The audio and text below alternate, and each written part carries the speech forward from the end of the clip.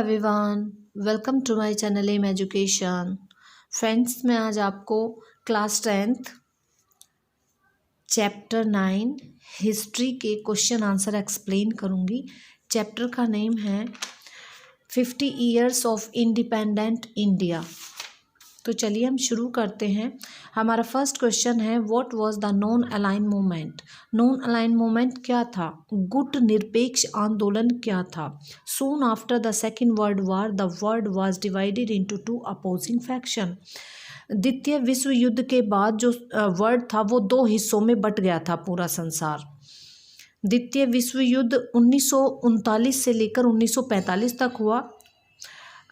तब हमारा जो वर्ल्ड था वो दो ग्रुप में बट गया था। The leader of the one faction was America. एक ग्रुप का लीडर अमेरिका बन गया। It was called the western bloc, जिसे कि वेस्टर्न ब्लॉक के नाम से जाना जाता था। The leader of the second faction was Russia, USSR, और दूसरे ग्रुप का जो लीडर था वो रूस बन गया। इट मीन्स आधा वर्ल्ड रूस के कब्जे में हो गया और आधा वर्ल्ड लीडरशिप करने लगा रूस, और आधे वर्ल्ड का अमेरिका लीडरशिप करने लगा। It was called the eastern block, और रूस के जो ग्रुप था उसको ईस्टर्न ब्लॉक के नाम से जाना जाने लगा। A fierce cold war started between them. War शुरू हो गया उनके बीच। Military treaties and agreement like NATO, जो मिलिट्री थी, जो संधियाँ थी, जो एग्रीमेंट थे, जैसे कि NATO and Warsaw Pact, made the atmosphere even more tense, ये होने लगी। India did not want to join any faction to defend its independence. India ने कोई से भी ग्रुप को ज्वाइन नहीं किया था, ना तो हम रूस के ग्रुप में थे और ना ही हम अमेरिका के ग्रुप में थे। देयरफॉर इसीलिए India started a non aligned movement with other countries. इसीलिए जो हमारा भारत था उसने शुरू कर दिया नॉन अलाइन, गुट निरपेक्ष जो आंदोलन था वो शुरू कर दिया दूसरे देशों के साथ। The independence the father of the movement was Pandit Jawaharlal Nehru, और इस आंदोलन के जो लीडर थे, फादर थे, वो पंडित जवाहरलाल नेहरू थे। युगोस्लाविया प्रेसिडेंट टोटो, और युगोस्लाविया के जो प्रेसिडेंट थे टोटो, एंड इजिप्ट के प्रेसिडेंट नासिर थे। The non aligned movement started in 1961 AD। जो गुट निरपेक्ष जो आंदोलन शुरू हुआ वो 1961 में शुरू हुआ।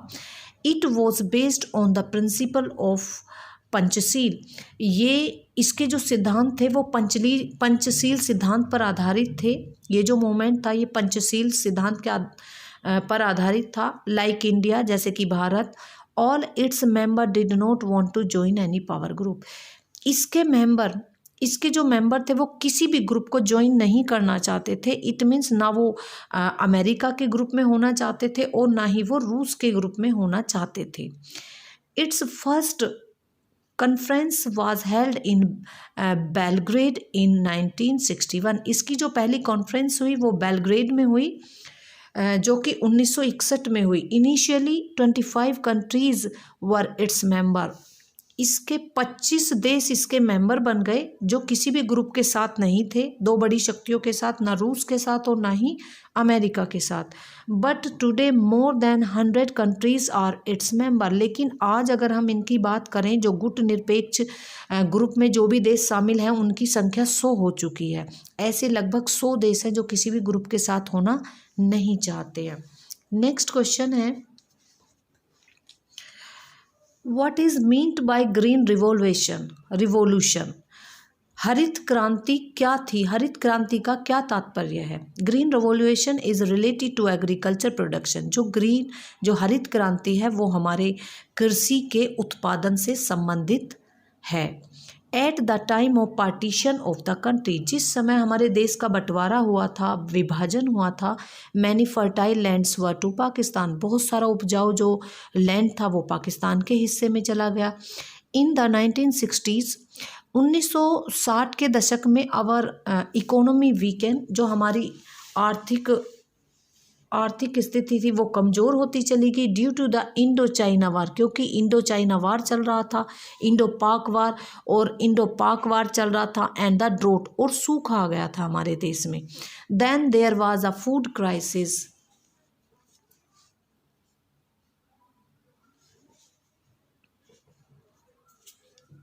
Then there was the food crisis, तब जो फूड क्राइसिस, जब खाने के अकाल पड़ने लगा, भारत में खाने का अकाल पड़ गया उसी समय। एज अ रिजल्ट, परिणाम स्वरूप, a new agriculture policy was announced for the farmers. एक नई कृषि नीति, एक अनाउंस, घोषणा की गई किसानों के लिए थी। जो अंडर दिस पॉलिसी, इस पॉलिसी के under cheap and improve seed, जो बेकार किस्म के जो बीज थे उन्हें हटाया गया, और इम्प्रूव सीड, जो अच्छी क्वालिटी के जो बीज थे उन्हें लाया गया, फर्टिलाइजर्स लाया गया, and new agriculture techniques were encourage in Punjab. और पंजाब में नई टेक्नोलॉजी, एग्रीकल्चर से जितनी भी नई नई तकनीकें थी, खाद, सीड इम्प्रूवमेंट, ये सब लाए गए। पंजाब में, हरियाणा में, एंड वेस्टर्न उत्तर प्रदेश में, हरियाणा में और पंजाब में ये लाया गया। इन द नॉर्थ इंडिया में arrangement were made to provide electricity, और बिजली की व्यवस्था की गई, इरिगेशन एंड चीप लोन्स, और सिंचाई की व्यवस्था की गई, and cheap loan to the farmers, और कम इंटरेस्ट पर, कम रेट पर किसानों के लिए लोन का प्रावधान किया गया। As a result, by the early 1970s, 1970 के दशक के शुरू में, the cultivation of the wheat, जो wheat, rice and maize in the country increased by 2.5 time. जब ये नीति लाई गई, हरित क्रांति, जब ये उत्पादन करा गया इन चीज़ों के द्वारा, नई तकनीकों के द्वारा, बीज के द्वारा, तो हमारे जो उत्पादन में 2.5 गुना वृद्धि हुई। The rapid increase in agriculture production, और बहुत तेज़ी से कृषि के उत्पादन में वृद्धि हुई। In this year is given the name of green revolution. इन्हीं दिनों को, जब कृषि में 2.5 गुना वृद्धि हुई, तो इन्हीं दिनों को हम ग्रीन रिवॉल्यूशन के नाम से जानते हैं, हरित क्रांति के नाम से जानते हैं। हमारा जो नेक्स्ट क्वेश्चन है वो है, ये क्वेश्चन बहुत ही इम्पोर्टेंट है। How the states were reorganized in India.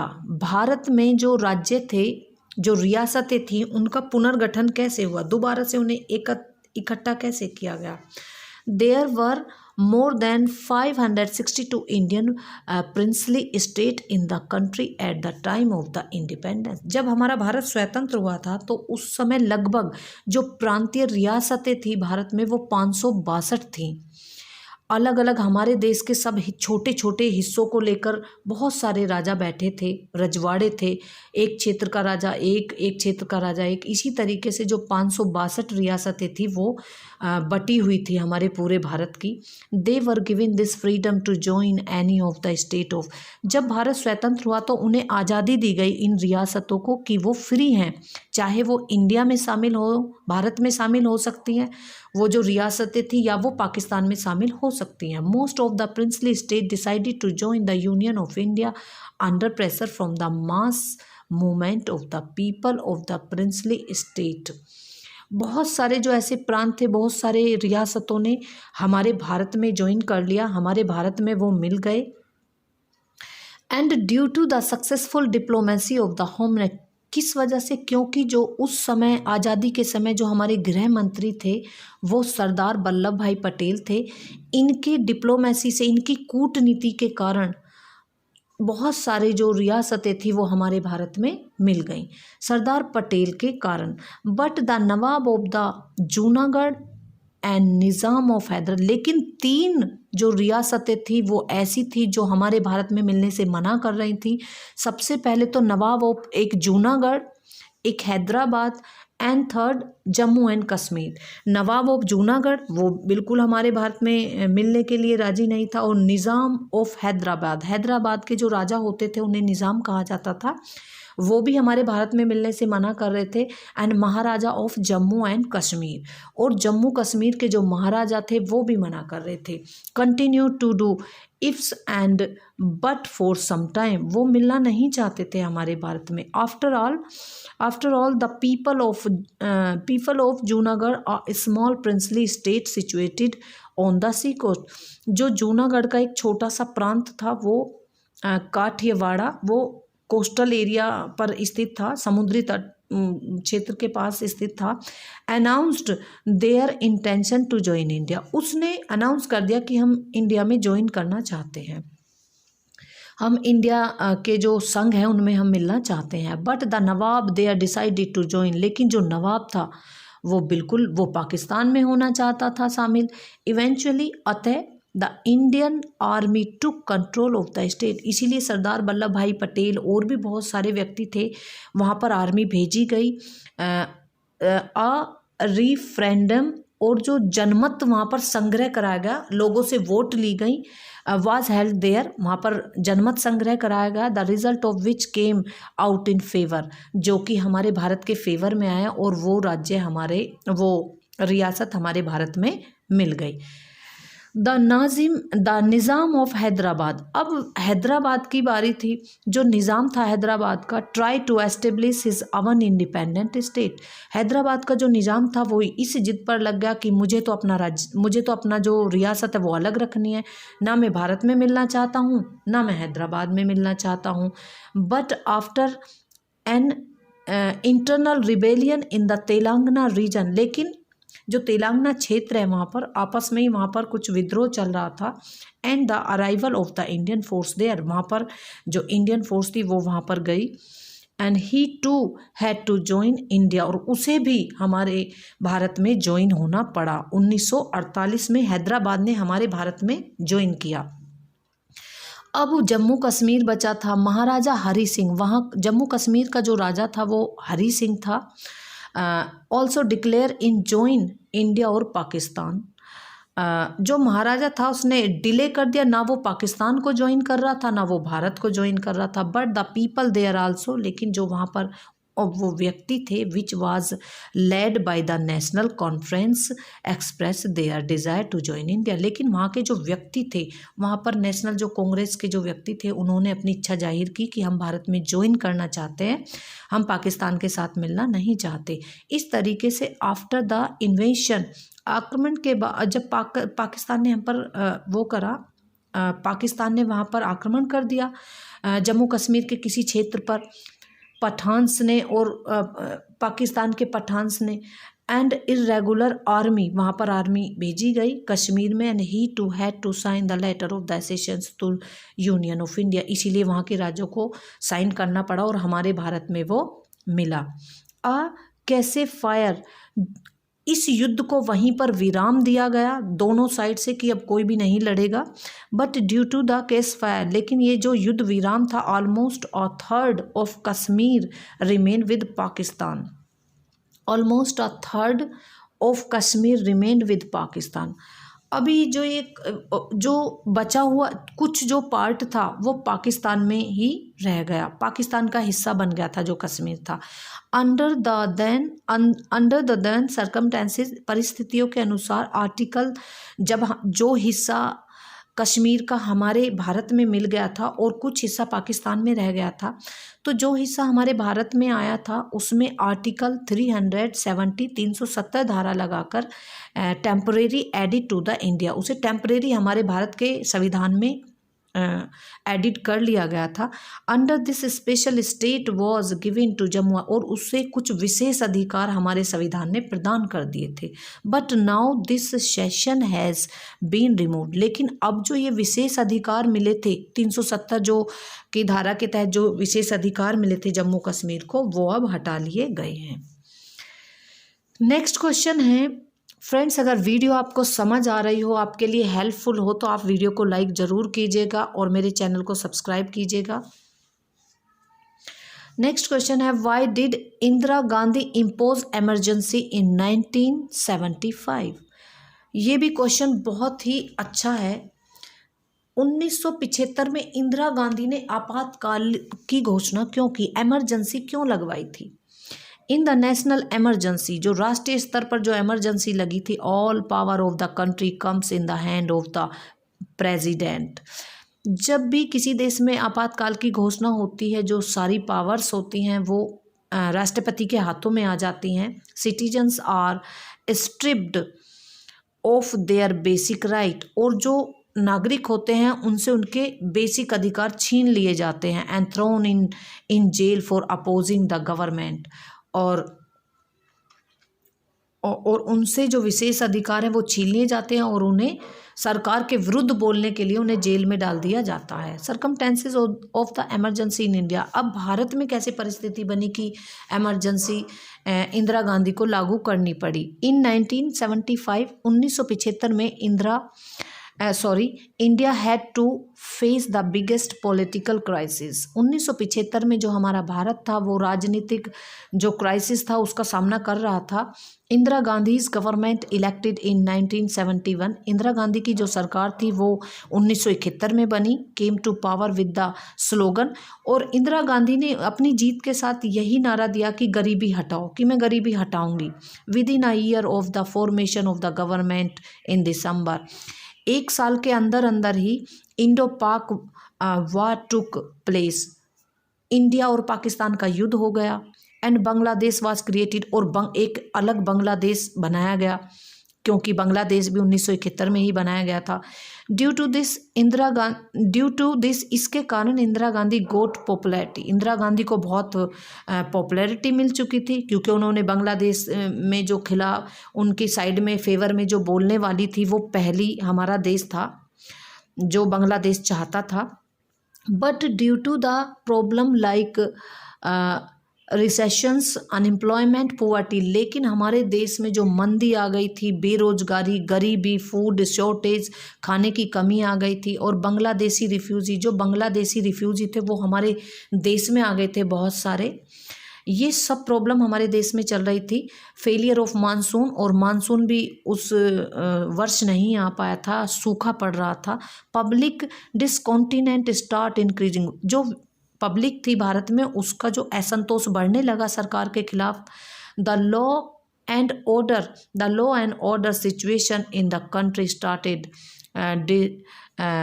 Deteriorating due to nationwide strike, and बिगड़ती चलेगी हमारे भारत में, उसकी प्रॉब्लम बढ़ती चलेगी और एगिटेशंस और घबराहट हो गई। The law and order situation became even more worrisome due to student, क्योंकि जो राजनीतिक जो कानून संबंधी जितनी भी व्यवस्थाएं थी वो बिगड़ती चली गई, क्योंकि जो वहाँ के स्टूडेंट थे उन्होंने आंदोलन चला दिया था गुजरात में और बिहार में। एज अ रिजल्ट, परिणाम स्वरूप बाई 1974 में a large section of the public had lost faith in the Indira government. जो इंदिरा गांधी की जो सरकार थी, बहुत सारे स्तर पर पब्लिक का जो बहुत ज़्यादा विश्वास बिल्कुल उठ चुका था इंदिरा गांधी की सरकार से, क्योंकि भूखमरी, गरीबी, बहुत सारी परेशानियां आ गई थी, तो लोग बिल्कुल भी संतुष्ट नहीं थे उनकी सरकार से और उनके खिलाफ होने लगे। In a judgement of the Allahabad high court, और जो उत्तर प्रदेश का जो हाई कोर्ट है Allahabad high court, on 22 June 1975 को Indira Gandhi was convicted of the adopting unfair. तो उसमें ये डिक्लेयर करा गया कि जो इंदिरा गांधी है उन्होंने अनफेयर किया है, जो इलेक्शन है वो गलत तरीके से वो जीता है। Because of this she could not longer hold any position, इसकी वजह से अब इंदिरा गांधी बौखला गई थी और वो और शासन होल्ड नहीं कर सकती थी अपनी पोजीशन। ड्यूरिंग दिस टाइम, इसी समय जयप्रकाश नारायण जिन्हें कि हम शॉर्ट में जेपी बोलते हैं, पॉपुलरली नोन एज लोकनायक, उन्हें हम लोकनायक के नाम से भी जानते हैं, was the protesting against this wrong policies of Indira Gandhi. Indira Gandhi की जो गलत ये पॉलिसीज चल रही थी, इनके खिलाफ उन्होंने प्रोटेस्ट शुरू कर दिया, विद्रोह शुरू कर दिया। ही हैड स्टार्टेड अ सत्याग्रह, और उन्होंने सत्याग्रह शुरू कर दिया। Non violence movement against the government regarding corruption, जो करप्शन हो रहा था इंदिरा गांधी की सरकार में, जो करप्शन हो रहा था, मुद्रास्फीति आ गई थी, उसके खिलाफ जो जयप्रकाश नारायण थे उन्होंने एक बहुत बड़े स्तर पर एक आंदोलन चला दिया। On the basis of political crisis, क्योंकि राजनीतिक भी उथल पुथल हो रही थी देश में, and the decision for the court, और कोर्ट ने भी डिसीजन दे दिया था कि इंदिरा गांधी ने अनफेयर इलेक्शन कराए हैं। ही प्रेशर्ड इंदिरा गांधी, उससे इंदिरा गांधी पर बहुत प्रेशर आया, और जो जयप्रकाश नारायण थे वो इंदिरा गांधी पर प्रेशर डाल रहे थे कि उन्हें रिज़ाइन देना चाहिए अपनी पोस्ट से। JP wrote to the national poet Dinkar, JP ने लिखा था नेशनल जो पोएट हैं Dinkar, elevate the throne that the people are coming gave the form of slogan, अपने पद से हटिए। उन्होंने इंदिरा गांधी को अपने पद से हटने के लिए ये अपील की। सीइंग द सिचुएशन, ये जब इंदिरा गांधी ने ये स्थिति देखी कि चारों तरफ से अब उनके पास कुछ भी नहीं था जिससे कि वो अपनी पोजीशन को बचा सकें, ऑन 25 जून 1975, 25 जून 1975 को इंदिरा गांधी ने declared emergency to save her power, अपनी सत्ता को बचाने के लिए इंदिरा गांधी ने एमरजेंसी डिक्लेयर करवा दी। स्टीमसली इसका क्या कारण हुआ? The press was ban, press को बंद कर दिया गया, जो मीडिया थी। Leaders of the opposition Jayaprakash Narayan and many other opposition leader were arrested, और बहुत सारे जो इंदिरा गांधी के अपोजिशन में जितने भी लीडर थे उनको सबको अरेस्ट कर लिया गया, और मीडिया जो प्रेस थी उसको बैन कर दिया गया। हमारा नेक्स्ट क्वेश्चन है, discuss India's role in UNO. जो यूएनओ है, यूनाइटेड नेशंस ऑर्गेनाइजेशन जो संस्था है, उसमें हमारे भारत का क्या रोल है, क्या योगदान किया है हमारे भारत ने?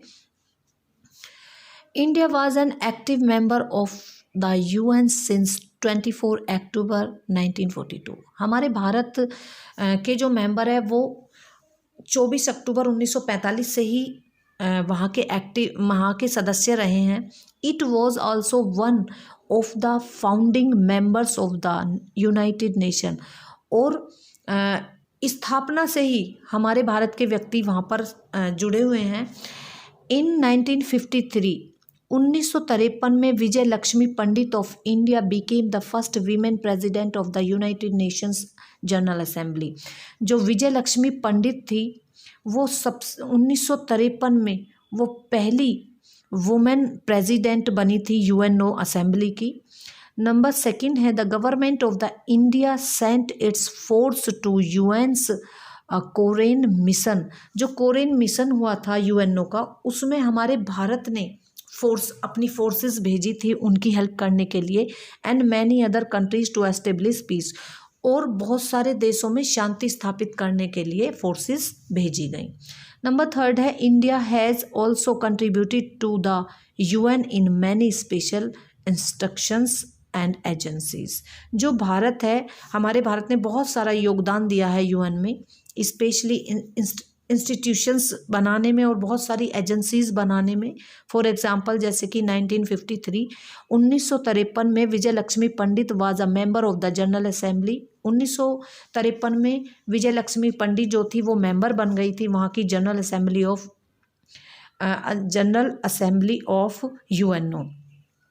Shashi Tharoor was the under secretary for the communication, और वहाँ के जो शशि थरूर थे वो सेक्रेटरी बन गए थे। एंड पब्लिक इंफॉर्मेशन के, he headed the department of the public information, और उन्होंने जो मतलब संभाला पब्लिक इंफॉर्मेशन डिपार्टमेंट संभाला 2001 में 2001 में। India is also trying to become a permanent member of the security council. हमारा भारत कोशिश कर रहा है वहाँ का सिक्योरिटी काउंसिल का परमानेंट मेंबर बनने का। India has also received a lot of help from the UNO. हमारे भारत को यूएनओ से बहुत सारी हेल्प मिलती है। नेक्स्ट एंड लास्ट क्वेश्चन है, एक पार्ट आज कराऊंगी मैं और नेक्स्ट पार्ट जो बचे हुए क्वेश्चन है वो सेकंड पार्ट में मैं कराऊंगी। नेक्स्ट क्वेश्चन है, throw light on the economy planning of the India. जो आर्थिक जो नियोजन है हमारे भारत में, जो आर्थिक नियोजन है उसके बारे में बताइए। Economy planning is a process. Economy जो प्लानिंग होती है, जो आर्थिक नियोजन होता है, वो एक प्रक्रिया है इन विच जिसमें goals are set to be accomplished in a even period of time. किसी टाइम में, पर्टिकुलर टाइम में उसका गोल होता है उसे कुशल बनाना। फॉर दिस पर्पस, इसी उद्देश्य को प्राप्त करने के लिए the available resources of the nation are better utilises. जो देश के पास जो भी रिसोर्सेज होती हैं उनका बेटर यूज़ कर सकें, उनका प्रयोग सही प्रकार से प्रयोग कर सकें। नंबर फर्स्ट है इकोनॉमी प्लानिंग इन इंडिया। हमारे भारत में आर्थिक नियोजन। आफ्टर अटेनिंग इंडिपेंडेंस, जब हमें आज़ादी मिली, the government establish major governments institutions and emphasized on the expansion of the socialism। हमारे द गवर्नमेंट ऑफ एस्टेब्लिश, सरकार ने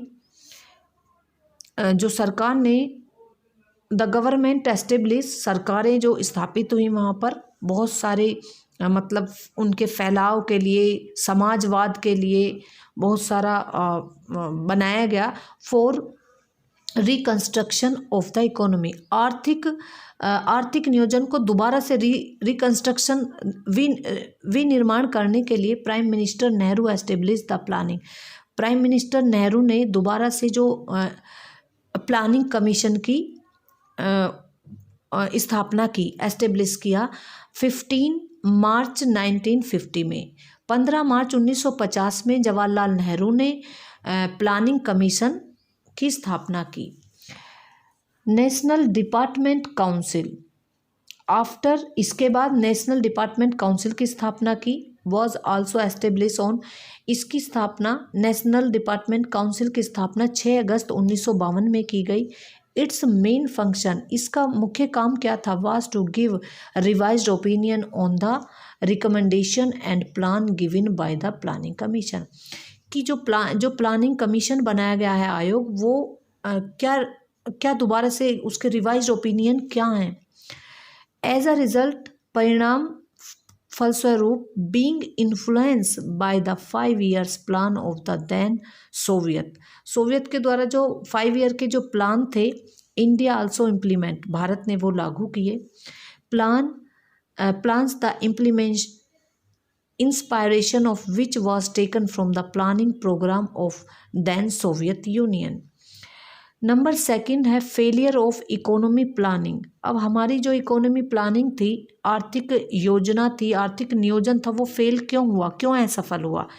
ड्यूरिंग दिस पीरियड, इस पीरियड के दौरान, ड्यू टू मिक्स इकोनॉमी, मिश्रित अर्थव्यवस्था, एंड स्ट्रिक्ट गवर्नमेंट रेगुलेशन, और जो सरकार के जो कठोर रेगुलेशंस, नियम थे, environment of free competitions could not develop, जो मुक्त प्रतियोगिता थी वो नहीं हो सकी, उसका इन्वायरमेंट नहीं बन सका। The economy industry policies implement from time to time, लेकिन जो आर्थिक जो उद्योग की जो नीतियाँ थी वो टाइम टू टाइम इम्प्लीमेंट लागू नहीं की गई। About the comprehensive reform as well, सुधार के लिए वो समय समय पर लागू नहीं की गई थी। Due to the economy policies, इन इकोनॉमी पॉलिसीज के कारण adopt by the various government in the 1980, बहुत सारी सरकारों ने इस तरह की जो पॉलिसीज़ थी वो अपनाई 1980s में। The Indian economy weekend by, हमारे भारत की जो अर्थव्यवस्था थी वो और कमज़ोर होती चली गई 1991 में। India had to seek help from the International Monetary Fund, अब हमारा भारत इस स्थिति में पहुंच गया था कि उसे IMF से उसे हेल्प लेनी पड़ी और वर्ल्ड बैंक से उसे हेल्प लेनी पड़ी। इंटरनेशनल मॉनेटरी फंड, अंतर्राष्ट्रीय मुद्रा कोष, और वर्ल्ड बैंक से उसे लोन लेना पड़ा, कर्ज लेना पड़ा।